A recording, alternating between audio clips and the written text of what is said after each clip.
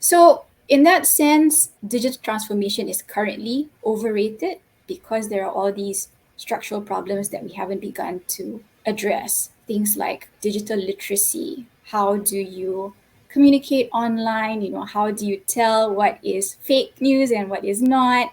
Just simple things like that. But also, how to use keyboards, for example, in certain communities in Southeast Asia typing on keyboards is not necessarily the best way forward because the keyboard doesn't represent the language very well.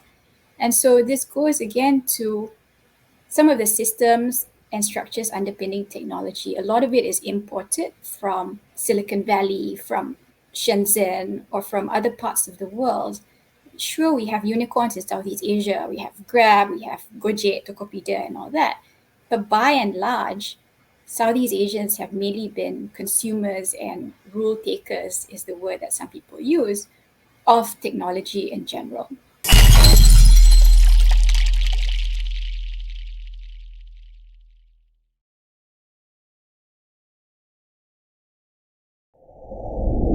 Hi, everybody, and welcome to the Breaking Silos Collective, where we show you why breaking silos matters and how you can do it.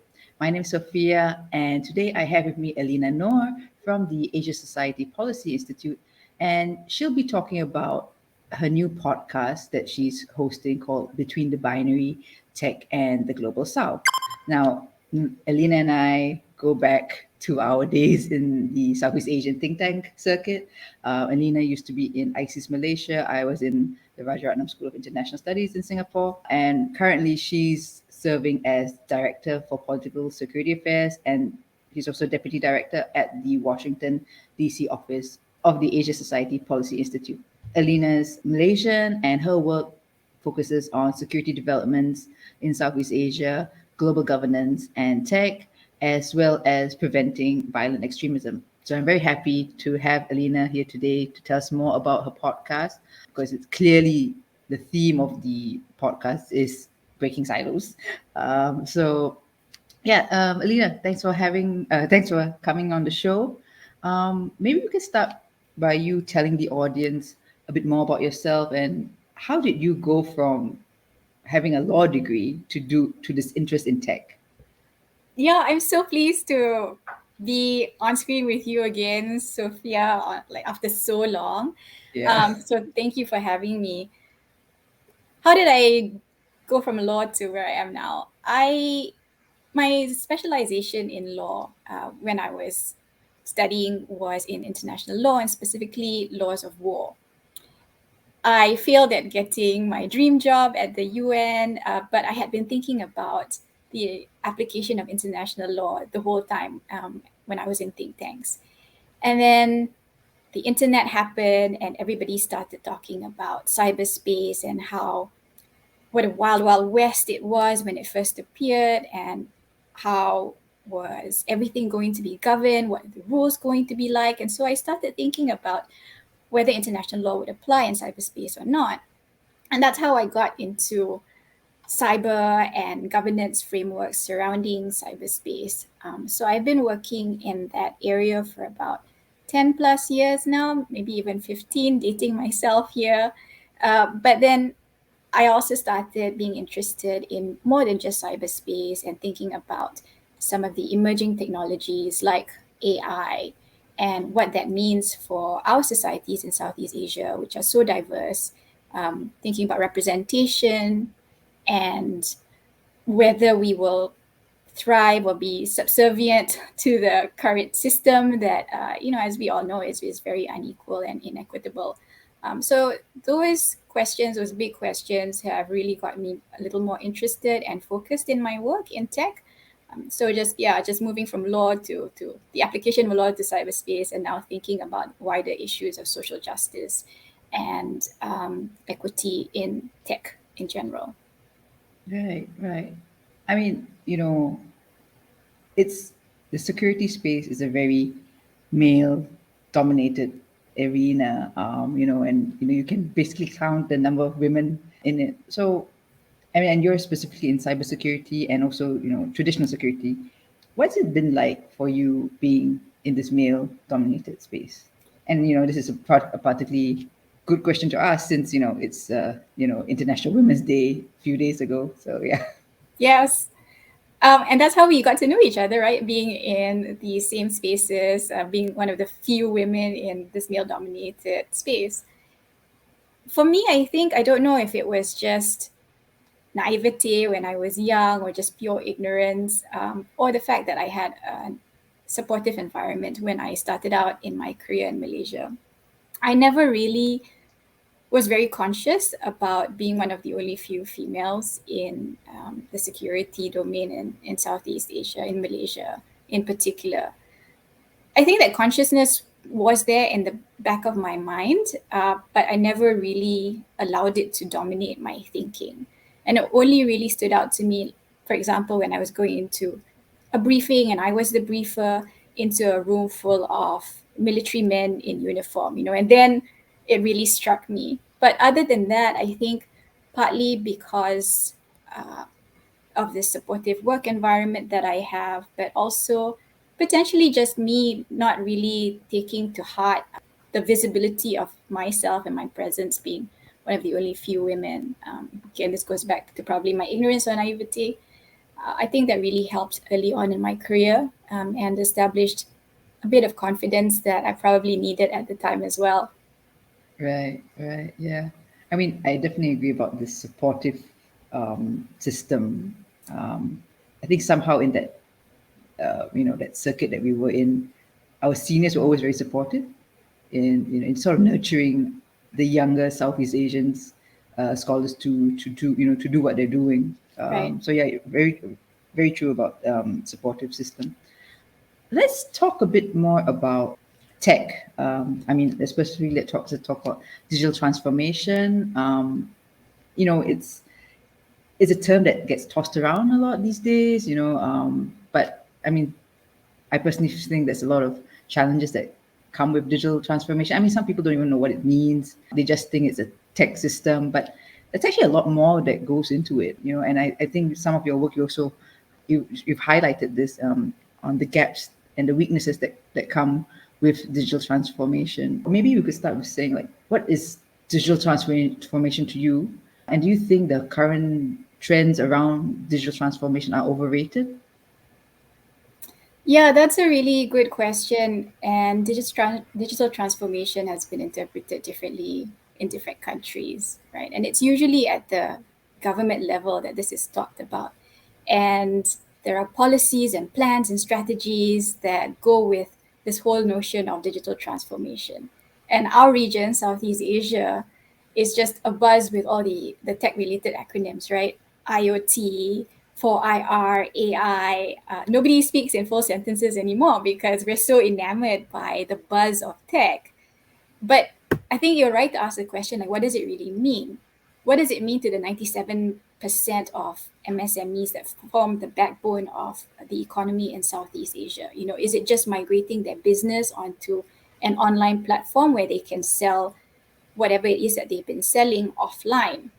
Or is it also the structures and the rules and the governance frameworks that underpin them? We love all things tech in Southeast Asia because we see it as a manifestation of progress and development. And of course, just not being able to live without our phones every day, particularly for those of us in urban areas, is a huge handicap. You can't do anything, you can't bank, you can't check your email, you can't be connected to the world without your phone. But as you rightly point out as well, there's this huge digital divide between the urban and rural areas. Even in urban areas itself, you have different levels of access to technology. And so some of those challenges are still very significant, even in developed economies, much less in parts of the global south where we are and we're focused on.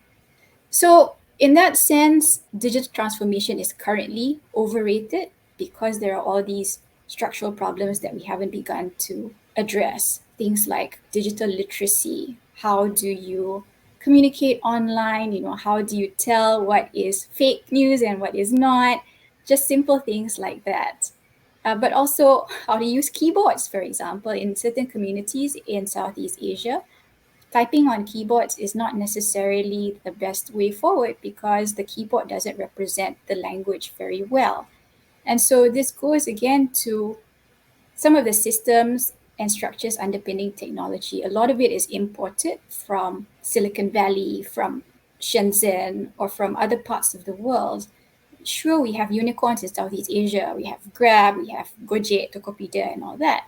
But by and large, Southeast Asians have mainly been consumers and rule takers, is the word that some people use, of technology in general. What I'm concerned about that I don't think we've begun to fully explore in Southeast Asia is whether these algorithms, these systems and platforms and networks that are designed elsewhere are going to fully meet the needs of our people. And I mentioned the diversity of Southeast Asia. We both know this very well. Even in a particular district, you can have so many dialects, right? In Indonesia, for example, or in Malaysia, even. I am from Kuala Lumpur. I don't particularly understand the dialect spoken on the east coast of Malaysia very well. How is technology going to represent this diversity for us in the region? And so I think, in that sense as well, it's not just whether technology is overrated or underrated. There are some real risks of some of these inequities being even more entrenched with technology because we haven't begun to fully understand the implications of the developments of tech that are taking place now and how they will impact our future in Southeast Asia. Mm. Yeah, there's 2 points I wanted to respond to what you just mentioned. I mean, first, digital literacy. To what extent people are digitally literate? I mean, like for example, in Singapore now, everything's on an app. Your whole identity is a digital identity, but that's becoming so difficult. I mean, that's particularly difficult for the older generation, and they have a very steep learning curve. For my mom, just trying to get WhatsApp was like, wow, okay. I mean, she's done a great job, and she uses WhatsApp better than me. But the older folk have a harder time, and when you talk about fake news, come on, Right. WhatsApp groups and all, it's forward, but it's a real Exactly. problem. And the rise of all these scams, it makes them a much more vulnerable subset of society. Definitely one of the biggest problems that Southeast Asians, or definitely the more developed parts of Southeast Asia, are facing. And you mentioned about Southeast Asians tending to be more as takers. And when we talk about AI, that's definitely an area where we're not creating any AI on our own. It's all, like you say, from Silicon Valley, which already has that sort of bias Mhm. from the creators over there. Did you have any point to add anything to add on AI and the inequalities that exist? Yeah, I think we take a lot of our cues from the developments and therefore the pitfalls as well of tech from the developed world because they're obviously ahead of the curve of us in so many ways. And so, for example, the risks of bias and discrimination in tech. We haven't begun to have this conversation in Southeast Asia. We all know there's bias and discrimination in our current systems in Southeast Asia, but what does that look like in tech? If our data is being collected ostensibly for public administration to make things a lot easier for us, are we questioning how that data is being collected, whether it's representative of all these different communities who are underserved, including the orang asal, orang asli in Southeast Asia, the indigenous people, but also the neurodiverse communities in Southeast Asia, the older generation, which is not necessarily comfortable most times using tech, and of course women, right? Are we being properly represented in the data that's being collected and used for algorithms that are being developed and designed elsewhere, right? The Social Dilemma, Netflix's documentary, had this phrase about the tech bros of Silicon Valley. Well, if all these systems are being designed whether in Silicon Valley or in other tech capitals of the world, and then they're being exported back to us, what is our stake in those systems that we very happily sign up for and use and probably sign our rights away to? We don't really question what that data is being used for. And uh, it's especially risky because, as you said, our identity is now essentially a digital identity. And so our whole personhood is being represented online through tech, but we're allowing that identity of ours to be used elsewhere. And so there's a real risk that some of these systems might not, because the data is not representative of the diversity in Southeast Asia, will not, in effect, be very useful in the long run.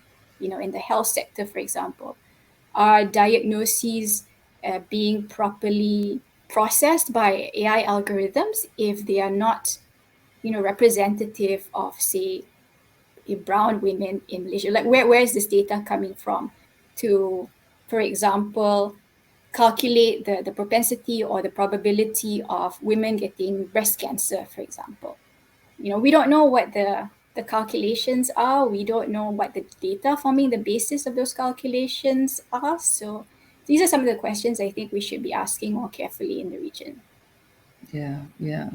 And I think from an environmental standpoint, I don't think we've even not even counted or calculated how much resources and energy is being used in Southeast Asia. I mean, obviously, we are big consumers of tech, we are big consumers of the internet, and now, with NFT going crazy around the world, I mean, there's a lot of energy use on the data servers. All our gadgets have, rare materials in them. So the environmental cost that comes with this, we haven't really taken that into consideration as much. That we haven't taken that into consideration as much. There are some people that are talking about it, but in terms of actual action, people are just saying, "Oh no, I'm just using the tech. It's convenient." Right. And it's probably something they cannot. It's not something visible for them for compared to say forest fire or recycling or waste. That's something they can see, whereas this is just tech and they don't necessarily see the direct implication, which makes it even more difficult for people to stop or find ways of addressing the situation, the or addressing the problem. Yeah, um, and as you say, the costs, they go from individual to societal, right? And even with visible plastic pollution, forest fires, etc., we still haven't come to a good management solution. yeah, Basically, our world is burning around us. yeah, and recycling bins are just garbage bins in many places. Right. Very sad. Yeah. Are there any other critical challenges you think the region will be facing with this rise of um, with this greater dependence on tech? So, you were talking about recycling bins being essentially garbage bins. And that just got my brain thinking in a different tangent. And I think one of the other big questions that is being discussed right now, mainly in academic circles, but I think that has real implications for us on the ground in Southeast Asia, is whether some of the current inequalities related to economics and just social justice issues in tech can be changed, whether the system can be changed or not. And that's a huge question. People have been talking about surveillance technology and um, the capitalization, sorry, the capitalization, but also the tech capitalism, right? And whether that's sustainable in the long run. You point to the environmental costs, but there are also obviously individual costs like data capture and also personhood capture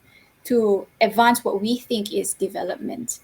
Um, and so there's a lot of talk about different philosophies, different ways of modeling tech, whether we're talking about tech capitalism, should we be thinking more about tech socialism, which is a dirty word in some economies. But I think we should be thinking about some of these things a little more thoughtfully because it's not just the Western political philosophies that we should be constraining ourselves to. There are scholars from Africa who are talking about incorporating the spirit of, if not the actual practice of Ubuntu in tech. What would that mean? Would it be a completely different way of looking and administering tech? And in Southeast Asia, perhaps we need to have a deeper reflection on what our traditional values are and whether that can be put to use in a modern setting in tech. I don't know the answer to that, but I think we should be freeing ourselves from the restrictions that we're operating in now to really make tech a lot more constructive for us in the long term. Alina, you mentioned Ubuntu for the benefit of the viewers here that don't know what that is. Could you explain a bit more about that? Yeah, I feel that I would be appropriating knowledge by trying to explain it, but my inadequate understanding of it is that the individual is part of society and both of them have a symbiotic relationship with each other. And it's the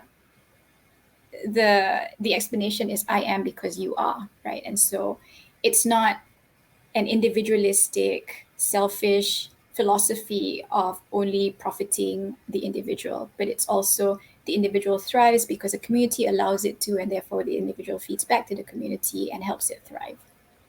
Right, right. I mean, it's these local wisdoms, particularly from the developing world, that are some of them are progressively getting lost. But it's important that you have people that are reviving it or preserving it as an alternative to the mainstream Western philosophies. Maybe that's a good way of segueing to the podcast between the binary tech and the global south. Can you tell us a bit more about it? And why a podcast on tech and the global south? Yeah, this really arose out of my work and involvement in the governance frameworks of cyberspace. And the more I participated in these discussions, the more I realized that actually Asia, Africa, Latin America, what is conveniently lumped as the global south, and I know that's a very unfortunate term to some, but it's also a shorthand. And I don't use it in a derogatory way, but I understand that there are conceptual challenges with it. Um, Basically, the developing economies of the world probably have more to learn from each other and exchange lessons with each other because we have similarities in our developing status, but also in many of our philosophies, whether it's family based, community based, or otherwise. Instead of just talking to people in the global north, developed economies that we've benefited from. But I just thought that it would be really interesting to unpack some of these local wisdoms, as you say, but also philosophies underpinning some of their own value systems that can help us think more creatively about how tech should function and operate and be governed. In your mind, how do you see this podcast breaking silos? So part of it is getting out of this mindset that knowledge only flows from developed economies and that we have a lot to learn through the transfer of skills and technology from the global north. And that's partly true, we do because of the way things are, but we also have knowledge to learn and to share with those of us in the developing south. So I think just breaking out of that mindset an almost post-colonial, not even post-colonial, but maybe still colonial mindset of absorbing knowledge only from our former colonial masters is something to be broken, I think. And so understanding, for example, how the Maori view technology or whether the indigenous tribes view technology differently in places like Canada and Australia, which are themselves economies in the global north, but those groups are marginalized even in their own countries, right? I think those types of lessons can really broaden our knowledge about how systems have prevailed for so long that don't necessarily serve the purposes of the community very well. And those lessons can teach us about how we think about tech in the future. We often think of tech as a future forward phenomenon and history as in the past. But history has a lot to teach us about how we live our lives today and in the future. Maybe this is a good time to talk about some of the episodes you have lined up. I mean, I think your first one was with Farish, who is super history buff. Right. Yeah, please tell us more about the episodes. Yeah, so I recorded a number. The ones that we've published so far have been three. I started off with Farish because I wanted that historical setting of how technology was used and even weaponized, in his words, in the past, to colonize large parts of the world. And so imperial powers used technology, weaponized them, like literally making armaments in order to further their colonial conquests. And when we think about private public partnerships, for example, we and I'm guilty of this too. Yes, we definitely should have private public partnerships because industry has the know-how, they have the capital, governments have the policies. But if we look to the past, we think about enterprises like the East India Company, and some of the imperial merchants of the past. We need to really think about what private public partnerships mean in the present and for the future. So that was, I think, a really wonderful kickoff from Farish, getting us to think about how the past impacts the future. And then I had Fitri Bintang Timur, who is this young rising scholar in Indonesia, talk about the intersectionality between gender and cybersecurity. And I have also Modiehi Makumani from South Africa, who talks about her experiences being South Africa's former cyber diplomat. She calls herself this unicorn because she's underrepresented as a female and as an African in discussions on cyberspace in particular. But it was just wonderful to have these discussions about different angles and perspectives on tech from the global south. And part of what I wanted to do with the whole podcast series is really to just get away from the media focus on the US China technological rivalry and provide an awareness that there are these different priorities and perspectives in and around the global south that have very little to do with geopolitics and strategic competition in tech, but are nonetheless impacted by it. So I have other guests from Turkey, from the Caribbean, and from Latin America that I hope will make the whole podcast series a little more enlightening and interesting to those who care to listen. Right. And how many episodes are you planning to have in total? Yeah, so this is a limited podcast series, and my plan is just to have 10 to 12 guests for now. Okay. And it's on Spotify? It's available on Spotify and Apple, but if you go to the Asia Pacific Foundation of Canada's website, you'll be able to access the podcast episodes there. And the subscription on Apple or Spotify is to the Asia Pacific Foundation's podcast page.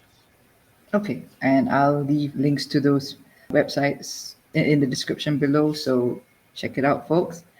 Maybe to wrap up, and this is a question I ask all my guests, what does breaking silos mean to you, and what advice would you give someone who's trying to break silos? To me, breaking silos means a deeper reflection of what we think we know and questioning what we've learned. And it's the process of unlearning that we're often not even aware of, that should begin to break those silos. So understanding that there are all these assumptions that should be questioned, trying to unlearn what we've been taught, and trying to learn more things in a different manner from what we've taught is, to me, a really good beginning to break those silos.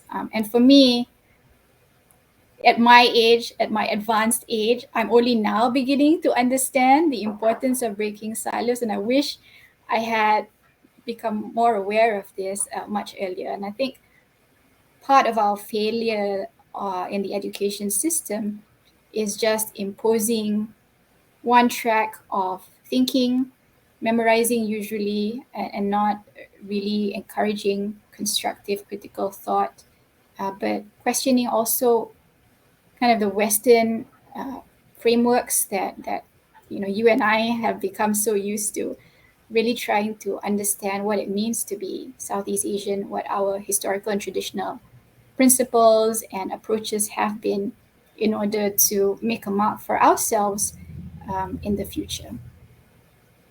Was there any other thing you wanted to shout? Did you want to make any shout out or any other thing you would like to mention to our viewers about the podcast or Breaking Silos in general? I think what you're doing is fantastic, just encouraging people to really think through bubbles and structures. I think we definitely need more of that.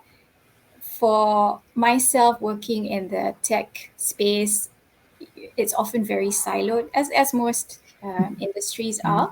And I think having this inter or multidisciplinarity is going to become even more crucial. So I really applaud what you're doing, and I'm so happy to be a part of this series, your series. Uh, Thank you. Thank you, Elena, for for those very kind words and sharing your work on tech and the global south. And thank you, folks, for watching this episode. If you enjoyed it, please give a thumbs up. And if you want more silo breaking content, please do subscribe to the channel. We definitely have a great lineup of speakers. You can check our previous interviews as well. Thank you again, Elina, and thank you everyone for watching. This is Sophia Jamil from Singapore and Elina Noor in Washington, D.C. Thanks for watching. Bye.